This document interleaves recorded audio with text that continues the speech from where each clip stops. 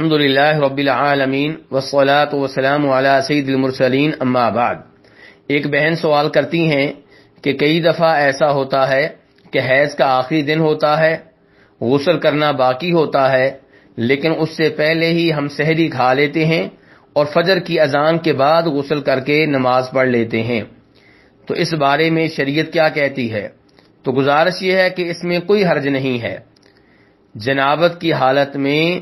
سحری کھائی جا سکتی ہے، لیکن سحری کھانے سے پہلے وضو کر لیا جائے تو یہ نبی علیہ الصلوۃ والسلام کی تعلیمات کے عین مطابق ہوگا۔ جہاں تک غسل کا تعلق ہے تو وہ فجر کی اذان کے بعد بھی کیا جا سکتا ہے، لیکن مرد حضرات کوشش کریں کہ وہ جلد از جلد غسل کر کے یہ نماز مسجد میں جا کر جماعت کے ساتھ ادا کریں۔ جہاں تک سحری کا تعلق ہے تو وہ جنابت کی حالت میں کھائی جا سکتی ہے، اس میں کوئی حرج نہیں ہے، اور یہ مسئلہ اس حدیث سے ثابت ہے جسے جناب عائشہ رضی اللہ عنہا روایت کرتی ہیں، اور اس حدیث کو امام مسلم اور ابو داؤد نے اپنی اپنی حدیث کی کتابوں میں جگہ دی ہے۔